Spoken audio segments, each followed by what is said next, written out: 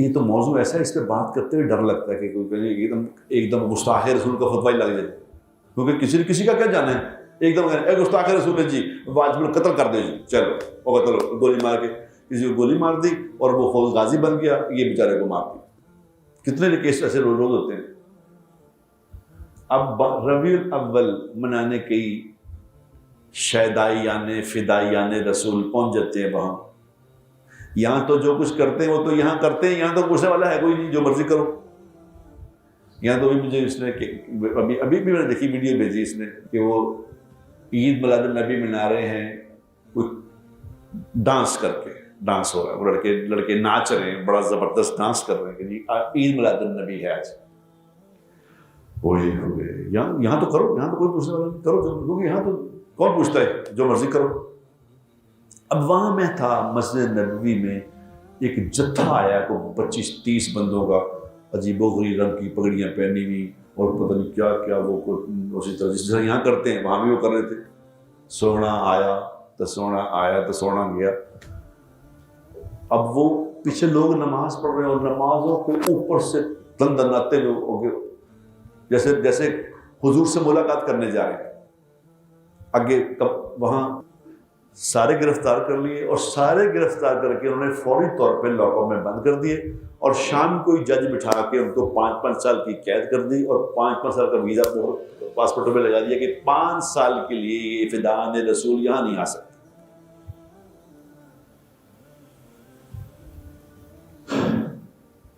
تو میں نے سوچا، میں کہ یہ اتنا بھی نہیں سوچنے کو تیار ہے کہ یہاں ہم تو کہتے ہیں لوگوں کو، جب یہاں سے کوئی جا رہا ہوتا ہے نا، مدینہ منورہ جا رہا ہوتا ہے، ہم کیا کہتے ہیں کہ یار میرا سلام عرض کرنا حضور کو جا کے، اور میری حاضری کی اجازت بھی مانگنا کہ مجھے حاضری کی اجازت ہے۔ وہاں وہ مدینہ منورہ میں کوئی حضور کی اجازت کے بغیر بھی جا سکتا ہے؟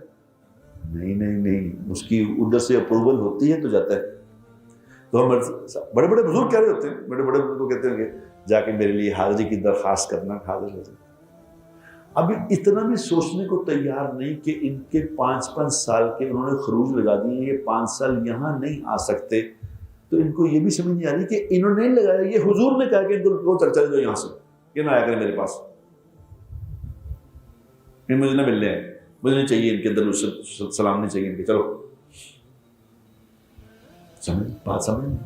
وہ خیر یو اے کا وہ جو پرنس بادشاہ وہ بیچ میں ڈلا، اس نے کہا یو اے کے لوگ چل رہے آپ کی مہربانی ان کو معاف کر دو، تو 3 دن کے بعد انہوں نے قید تو اس کی ختم کر دو، لیکن 5 سال آ نہیں سکتے، چھوڑ تو دیا انہوں نے 3-4 دن کے بعد، کیونکہ یہ بوڑھے لوگ ہیں بیچ میں، 75 سال ہو گئے، آپ کی مہربانی، یہ جتنے عید میلاد النبی منانے والے لوگ ہیں میری بات سن لو خدا کے لیے، مجھے جو مرضی کہنا، لیکن میں اللہ کا واسطہ دیتا ہوں تم نے حضور کے سامنے جانا ہے۔ یہ تم ناچ کے جو عید میلاد النبی منا رہے ہو، یہ جو 500 پاؤنڈ کے کیک کاٹ رہے ہو، یہ کیک کاٹ کے جب حضور کے سامنے جاؤ گے حضور نہیں پہچانیں گے آپ کو۔ آپ نے فرمایا تھا کہ جس سے مشابہت اختیار کی، یاد رکھنا، جس سے مشابہت اختیار کی اس کا حشر اسی کے ساتھ ہوگا۔ کیا کیک کاٹنا حضور کی مشابہت ہے؟ کیا کہنا برتھ ڈے منانا، کیک کاٹنا کس کی مشابہت؟ حضور کی۔ کاٹا حضور، صحابہ نے کس نے کاٹا ہو؟ حد ہی ہوئی ہے، اتنے دیدہ دلیر ہوئے تو جلوس نکل رہے ہیں جناب آج عید میلاد النبی، حالانکہ کسی کو نہیں پتا کہ حضور کا پیدائش کا دن کون سا ہے۔ 12 ربیع الاول حضور کی پیدائش کا دن نہیں ہے، حضور کی واپسی کا دن 12 ربیع الاول ہے، پیدائش کا نہیں ہے، اس لیے اللہ نے چھپا دیا۔ حالانکہ حضور اکرم صلی اللہ علیہ وسلم کا پیدائش کا دن کون چھپا سکتا ہے؟ حضور اکرم صلی اللہ علیہ وسلم نے تھوک کیسے پھینکا اس کا بھی پتہ ہے، تھوک پھینکنا بھی محفوظ ہے۔ حضور کے گھر میں کیسے داخل ہوتے تھے محفوظ ہے، چلتے کیسے سے محفوظ ہے، لباس کیسے سب محفوظ ہے۔ تو برتھ ڈے ہی محفوظ نہیں ہونی تھی، کیا خیال ہے آپ کا؟ اللہ نے نہیں سب پتہ لگنے دی، چھپا دی کہ یہ نہ کر سکیں، کیونکہ حضور کا فرمان ہے، صلی اللہ علیہ وسلم کا فرمان کا مفہوم ہے کہ یاد رکھو جس نے جو دین میں چھوڑ کے جا رہا ہوں جس نے اس میں کوئی امینڈمنٹ کر دی، اس کے اندر کوئی امینڈمنٹ کر کے اس دین کا حصہ بنا دیا، جو میں نے نہیں کہا تھا وہ کہہ دیا، وہ صرف اپنا ٹھکانہ جہنم میں پکا سمجھ لے، یہ تو پکا جہنمی۔